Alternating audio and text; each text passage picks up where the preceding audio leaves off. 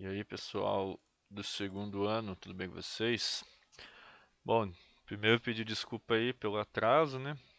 Que eu tava resolvendo outras coisas aqui de um projeto da escola e também resolvendo umas coisas aqui do programa, né? Agora tá aparecendo meu rostinho aí pra vocês não morrer de saudade. Mas vamos lá. Eu vou agora a partir do patch 5, eu vou receber as atividades somente pelo Classroom, pelo Google Sala de Aula. Então eu vou colocar lá o vídeo, né, que eu publicar no YouTube e também um espacinho para vocês responderem as questões. Caso vocês não queiram responder as questões pelo aplicativo, vocês podem também escrever no caderno mesmo, tirar uma foto e anexar no próprio aplicativo, beleza? Qualquer coisa eu gravo um vídeo ensinando vocês a fazer isso também, não tem problema. Então vamos lá. Terminar o patch 4 aqui e já começar o patch 5. Que o pessoal já, se eu não estou enganado, a Cintia com o Marco Antônio foram distribuir hoje lá pro pessoal. Então, semana 3 aqui, o eixo temático Expansão e Fronteira e o Mundo do Trabalho. O Mundo do Trabalho e seus deslocamentos populacionais. Então, vamos lá direto para os exercícios. Aqui tem a explicação que é capital, capital produtivo, capital especulativo. As questões já vão explicar certinho. Então, vamos lá. Aqui tem um textinho bem pequenininho. Constitui capital. Então, ele está perguntando o que é o capital, né? Primeira coisa que vocês têm que entender, quando você lê algum texto, o capital, ele se relaciona sempre a isso aqui, ó, esse símbolozinho aqui, ó, certo? Ao dinheiro. O que que é o capital? O capital não é só o dinheiro que a gente vê em espécie, não. O que que é dinheiro em espécie? Nota ou cartão de crédito, pode ser também, ou qualquer coisa assim. Capital é qualquer interação financeira. Então, por exemplo, você investiu na compra de uma propriedade, você usou capital. Você tirou um dinheiro no banco, você retirou o capital do banco. Então, o que que acontece? O capital não é só a moeda corrente, não é só a moeda, a cédula, o extrato da conta bancária. É tudo que envolve dinheiro, que envolve capital. Então, normalmente, a gente liga capital a isso aqui que eu coloquei, ao dinheiro. Beleza? Então, não é só o dinheiro espécie, também são os dinheiros, entre aspas, que a gente pode falar assim, dinheiros, né? Os dinheiros virtuais. Beleza? Explica a diferença entre capital especulativo e capital produtivo. Então, aqui, ó, ele está explicando, ó. Aqui, ó. Então, ó, capital produtivo é o recurso capaz de gerar riquezas, possibilitar a criação de oportunidades de trabalho para as pessoas de uma comunidade. Esse capital é investido em negócios, em fábricas que geram empregos e possibilita a distribuição de renda. Já o capital especulativo é aquele apostado no mercado financeiro com o objetivo de obter lucros acima da média em um curto espaço de tempo. Então, o capital especulativo é investimento, o produtivo serve para que a comunidade consiga se estabelecer com uma renda melhor. Então vamos lá, vamos explicar então isso aqui na 2. Qual que é a diferença do especulativo e produtivo? O especulativo, o especulativo é o seguinte, o que que é especular? Especular. Especular é você dar valor a algo. Dar valor a algo. Então, por exemplo, você tem uma empresa, sei lá, Coca-Cola. Coca-Cola é uma empresa que já está no mercado há muito tempo, ela produz muito, muita gente consome Coca-Cola. Então, consequentemente, uma ação da Coca-Cola numa bolsa de valores, ela vai estar acima. Ela vai ter um valor de mercado muito alto. Então vamos supor lá que uma ação da Coca-Cola custe US$ 100, certo? Agora, se você for pegar uma empresa aqui do Brasil que está começando, sei lá, uma empresa que instala portão automático ou uma empresa que instala cerca elétrica, uma empresa de segurança. Então é uma empresa que é nova no mercado, está começando ainda, tal. Então não é todo mundo que tem uma rede de segurança dentro de casa, uma cerca elétrica, tal. Então o valor de mercado dela, sei lá, o papel na bolsa vale R$ 20 cada um. Não quer dizer que ela não possa crescer, tá? Se ela começar a crescer, vai valorizando, da mesma forma que a Coca-Cola. Então o que acontece? Especular é o quê? Você pegar o seu dinheiro, colocar na bolsa de valores e esperar que a empresa cresça. Mas o que pode acontecer? A empresa cair, afundar, certo? Uma coisa que acontece muitas vezes, inclusive, com as pessoas, é investir em alguma coisa e ela cair. Então, o capital especulativo é o capital que você investe normalmente em apostas em bolsas de valores, certo? Tem outros meios, tá? Não é só a bolsa de valores que faz isso, não. Tem outras empresas que pegam dinheiro seu para fazer especulação. Por exemplo, empresas que fazem apostas esportivas, por exemplo. Hoje na internet você consegue apostar num time de futebol. Por exemplo, torcer pro Atlético Mineiro ganhar. Daí você coloca lá R$ 1.000. Daí dependendo do número de apostas, você R$ 1.000, se você ganhar, no caso, você ganha 3, 4 mil reais de volta. Entendeu? Então isso é especular, é você achar que o time vai ganhar. Agora o capital produtivo. Então produtivo, você tem que o quê? Produzir alguma coisa, certo? E o que é produzir alguma coisa? É você conseguir transformar um produto em outro, certo? No caso, em outro. Então, por exemplo, uma empresa fabrica, sei lá, garrafa PET. Então ela vai transformar um polímero, né, que é um tanto de bolinha normalmente, ela coloca lá numa máquina e a máquina vai transformar ela numa garrafa. Então, para esse processo numa fábrica conseguir ser feito, ele precisa de pessoas, precisa de máquina, precisa de investimento, precisa de alguém ali para gerenciar todo mundo. Então, isso a gente chama de capital produtivo. A pessoa vai investir o dinheiro para fabricar algo e gerar emprego. Então a gente chama de produtivo. E gerando emprego, obviamente, as pessoas adquirem o quê? Dinheiro, certo? Fazem girar a economia. Então, entre aspas, todo mundo ganha, certo? Então, vai lá. 3. Cite algumas mudanças ocorridas no mundo do trabalho com o desenvolvimento tecnológico. Bom, uma coisa que vocês têm que ter em mente com o desenvolvimento da tecnologia é o desenvolvimento do quê? Principalmente disso aqui, ó, das máquinas. Então as máquinas dão mais o que? Agilidade ao processo. Então antes das máquinas, principalmente as máquinas movidas a eletricidade, né, que são as máquinas atuais, antigamente as máquinas eram movidas o que? A vapor, ou se não a combustível, né? Até hoje algumas são movidas a combustível. Por exemplo, as máquinas que fazem as estradas, essas coisas são movidas a combustível. Só que as mais antigas eram movidas a vapor. Então, o que que a máquina traz no processo produtivo? Então, o que que ela traz de mudança? Primeira coisa que ela traz de mudança é na agilidade do processo. A segunda coisa que ela traz de mudança é que ela precisa de menos o que? Mão de obra. Então ela precisa de menos pessoas trabalhando. Outra coisa, ela consegue aumentar o que? Aumentar a produção. Então, além do produto sair muito mais rápido, ele vai ser produzido em quantidades maiores. Então, as mudanças ocorridas no trabalho foram que as pessoas, entre aspas, algumas perderam seus empregos porque máquinas fazem o serviço. Vou dar um exemplo básico. Na indústria de automóveis. Antigamente, para você fazer um automóvel, precisava de um cara lá para ir soldando as peças, até formar o chassi do carro, as longarinas do carro, a suspensão, etc. Todas as partes do carro. Hoje em dia, você vê que na TV, você consegue ver em comercial, essas coisas das montadoras, né? Você consegue ver que aquelas máquinas já vão trabalhando ali e já vão montando tudo. Então a parte humana é mais para supervisionar, para coxar ali um parafuso ou outro, para colocar a parte elétrica, mas tudo praticamente é feito pelas máquinas, certo? Então isso gera o quê? Gera às vezes desemprego, né? Porque muitas pessoas poderiam trabalhar ali. Só que da mesma forma, não faz com que as pessoas façam aquele trabalho repetitivo, né? Você fazer, tipo, coxar o mesmo parafuso várias vezes no dia. Isso ocorre o quê? Lesão no braço, na mão e etc.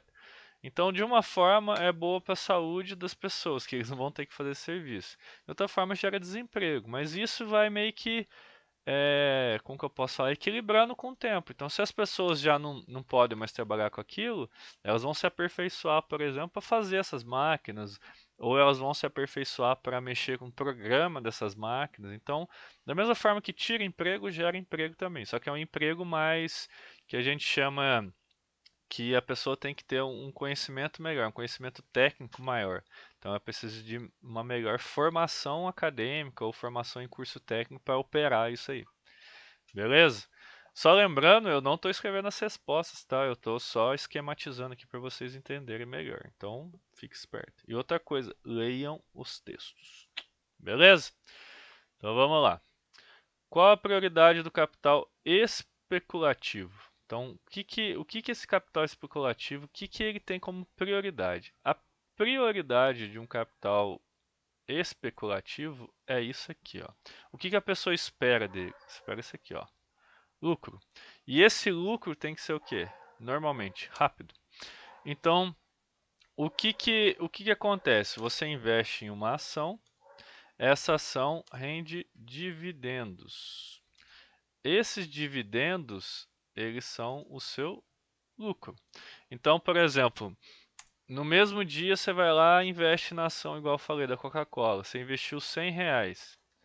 Daí a bolsa subiu, a Coca-Cola tá com um índice muito grande de venda e tal. Daí ela valorizou, vamos colocar 10% no dia. 10% no dia. Então no final do dia você vai ter R$ 110. Certo? R$ 110. E vamos colocar aqui o reais. E vamos colocar aqui que no final do mês ela valorizou 50%. Bem difícil de acontecer, mas pode. Então, no final, esses 110, vamos colocar R$ 100 que você investiu, e no final do mês ela lucrou, ela aumentou 50%, então você vai ter R$ 150. Só lembrando uma continha aqui, ó, só para vocês perceberem, mas é pouco tal. Eu estou falando de R$ 100. Se você investir, por exemplo, R$ 30.000, se ela valorizou 50%, no final do mês você vai ter um lucro de R$ 15.000. E essas pessoas normalmente que investem em bolsa de valores, ela investe grana, investe muito dinheiro. Entenderam? Então acaba que esses lucros aí fazem muita diferença. 10% de 30 mil é R$ 300. 300? Não, é R$ 3.000. Tô viajando. 3 mil. Então é pra você ver. Você investir lá é praticamente um salário de uma pessoa que ganha razoavelmente no Brasil. R$ 3.000. Acho que se eu não me engano é a média. Acho que a média do brasileiro é um salário acho que é 2 a 1.500, alguma coisa assim. Então está acima da média no salário do Brasil. Então a prioridade é o que? É um lucro rápido e que normalmente gera o quê? Isso aqui tudo gera risco. Da mesma forma que você pode perder, você pode ganhar, desculpa, você pode perder também, certo? Então a prioridade é o lucro rápido. 5. Quais as consequências da concentração de riqueza acentuada pelo capital financeiro para a sociedade? Bom, quando a gente fala de concentração de riqueza, então a gente está falando aqui, ó, concentrar riqueza. Você tem que pensar da seguinte forma: quando você concentra riqueza, você gera o quê? Desigualdade. Por quê? Se ele concentra em uma pessoa só a riqueza, ou em algumas pessoas, muitas pessoas vão ter o quê? Menos dinheiro. Então, quando isso ocorre o que a gente chama que é uma sociedade desigual. Isso ocorre na onde? Nosso queridíssimo Brasil. Então você tem poucas pessoas ganhando,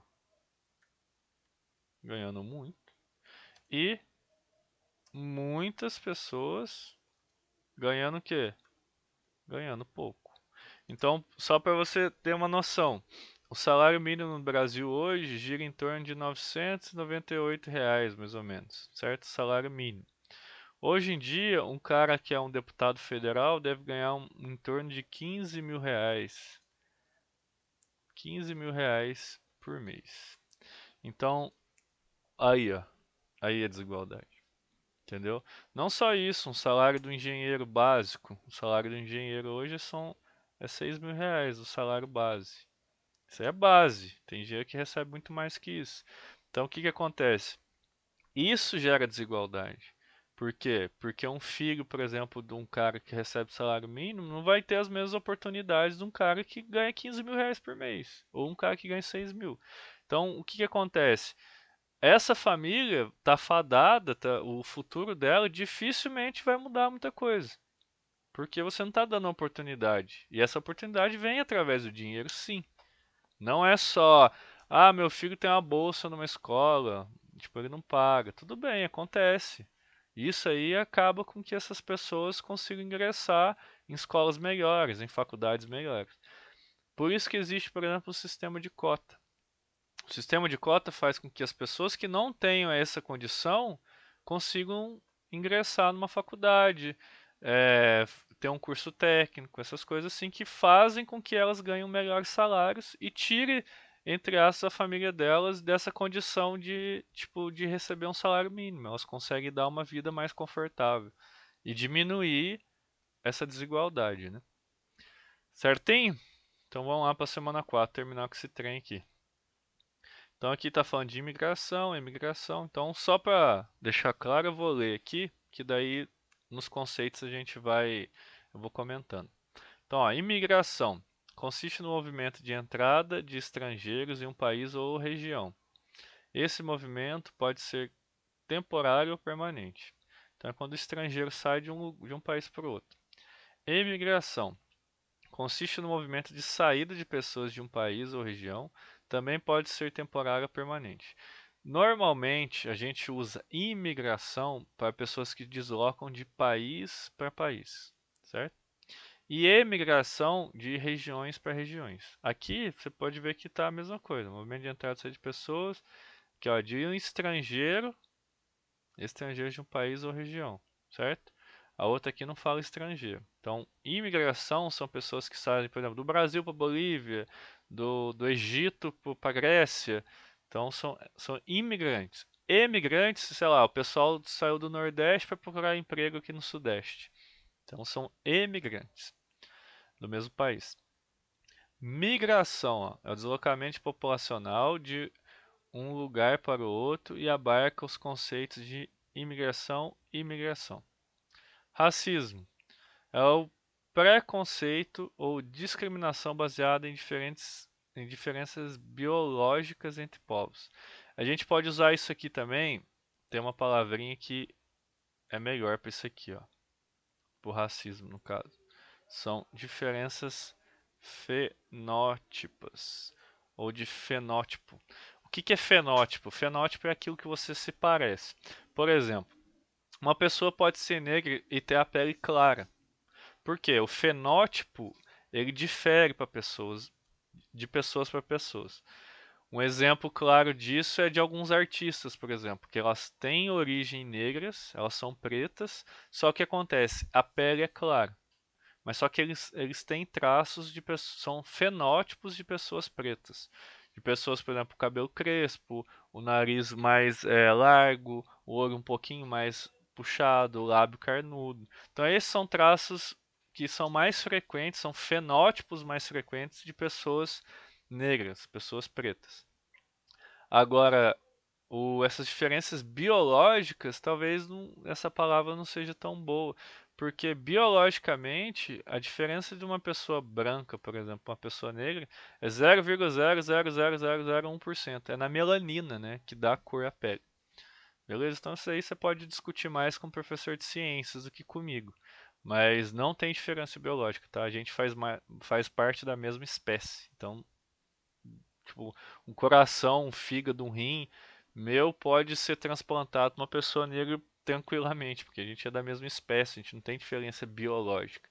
A gente tem diferenças de fenótipo, de aparência. Xenofobia. Não só entre negros e brancos, tá? Entre indígenas, em população também da Mongólia, né? Os mongóis, que são as pessoas que normalmente têm o olho puxadinho e tal, são lá do Oriente. Xenofobia consiste no medo ou aversão em relações estrangeiras. Então, xenofobia é quando você tem aversão a pessoas que não moram, não residem no seu país. E fluxo migratório consiste no movimento de entrada, imigração ou saída de pessoas, migração de um determinado país. Beleza? Então vamos lá. Aqui está falando um pouco das migrações, tá? Aqui está falando do século XVI, então são fluxos migratórios mais antigos. Aqui de 1830 a 1939, né, onde as pessoas começaram a vir também para as Américas, né? Então aqui tem um textozinho para vocês lerem. Está falando sobre capitalismo, globalização, tal. Isso aqui, gente, é uma matéria que é mais vinculada à geografia, mas é importante na história para vocês entenderem como o passado influencia o nosso presente, tá? A história, beleza, ela estuda o passado, mas para você compreender melhor o presente seus. Então, após a leitura do texto, responde: quais as motivações das imigrações? Tem milhares de motivações. Então, vou colocar algumas aqui, ó. Pode ser pela fome, então falta de alimentos, falta de, opa, falta de alimentos. Pode ser motivo comum também, guerras.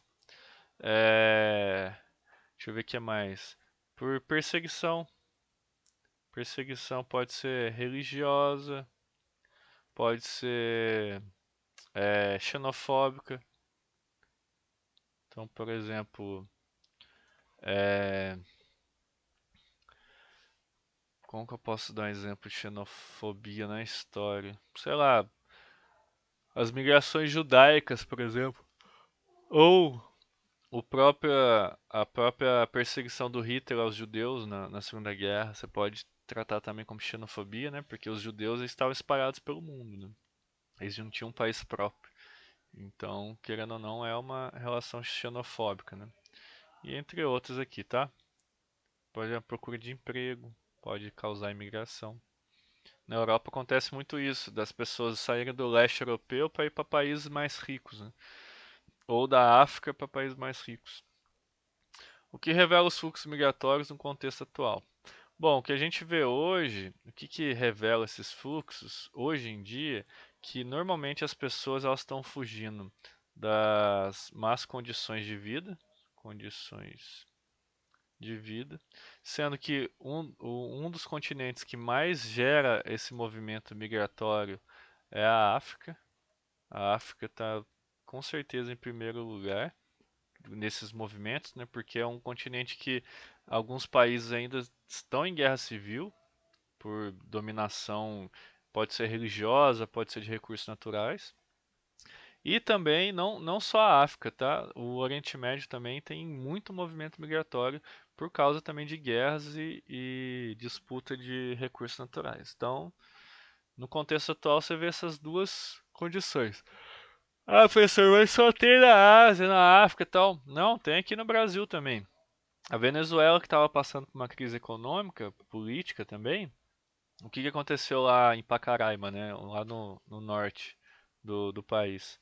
Pessoas estavam saindo da Venezuela sem nada, só com a roupa do corpo, muitas vezes, com uma malinha e tal, e vindo para o Brasil para tentar uma vida melhor. Dos haitianos também. Então você vê muito haitiano no Brasil que depois que o país foi devastado pelo terremoto, eles vieram para o Brasil para tentar uma vida melhor também, porque lá o país deles estava praticamente todo destruído. Então você vê que existe também esses movimentos no Brasil, tá? Não é só nesses continentes que são mais longe, né, longínquos daqui não. 3. Qual a relação entre capitalismo financeiro e fluxo migratório? Bom, como eu já tinha até mencionado para vocês, o que acontece? Para você nutrir a indústria que faz o capitalismo girar, né, que é o modo econômico, você precisa disso aqui, ó. Isso aqui. E matéria-prima normalmente está ligada ao quê? Isso aqui, ó. Petróleo, alimentos, certo? Minerais. Minerais aqui, principalmente o ferro, o ouro. Tem alguns metais, metais em geral, né? Uns metais raros também, tipo titânio, essas coisas assim. Então, o capitalismo está ligado a isso, porque isso aqui que faz parte da indústria. Então, o capitalismo precisa da indústria. A indústria que gera emprego, a indústria que faz o consumo aumentar e etc. Então, o que isso tem a ver com o fluxo migratório? E aí? O que que a indústria tem a ver com o fluxo migratório? Ela tem tudo a ver. Porque ela causa isso aqui, ó, que eu já tinha falado, ela causa desigualdade. Por exemplo, enquanto países como os Estados Unidos gera muito emprego, a população tem uma renda melhor, países da África viram, tipo, vivem na miséria. E são países que são ricos em recursos naturais, tem petróleo, tem diamante, tem ferro, mas só que eles vivem na pobreza. Por quê? Outros países exploram lá. Principalmente os países mais ricos, os países europeus e os Estados Unidos. Então eles pagam muito pouco para eles trabalharem. Às vezes eles até fazem indústrias lá, né? Porque a mão de obra é mais barata, porque eles vão pagar menos. E fazem com que tenha desigualdade nesse país. E isso gera fluxo migratório. Não só isso, porque o petróleo, por exemplo, causa muito o quê? Guerra. Então, para você, dependendo do país, o petróleo não é regulado igual no Brasil. O Brasil tem a Petrobras e o governo, tudo que tem abaixo da terra aí é do governo. Tem uma, eu não sei explicar isso direito, mas tem uma lei que institui isso, se eu não me engano, é na própria Constituição. Tudo que tem para baixo da terra, por exemplo, uma jazida de ouro, ou petróleo, ou qualquer outro mineral que seja lucrativo e que tenha em grande quantidade, pertence à União. Então, para você explorar aquilo, você tem que pagar imposto. Você não pode simplesmente tirar ali e falar que é seu, entendeu? Então, para você abrir uma mina de ouro, uma mina de alguma coisa, ou uma pedreira para retirar granito, qualquer coisa assim, você tem que ter permissão e tem que pagar imposto, certo? Então, em outros países não é assim. Em outros países, às vezes, você acha, você é o dono. Então, isso causa conflitos, isso causa guerra e faz com que as pessoas fujam dali, porque elas não querem morrer, né? Simplesmente por isso. Não querem passar fome ou não, sei lá, não querem participar disso de alguma forma. Então, isso é um problema bem triste, né? Se for ver bem. Países que têm uma riqueza ficam na pobreza por causa da ganância do homem.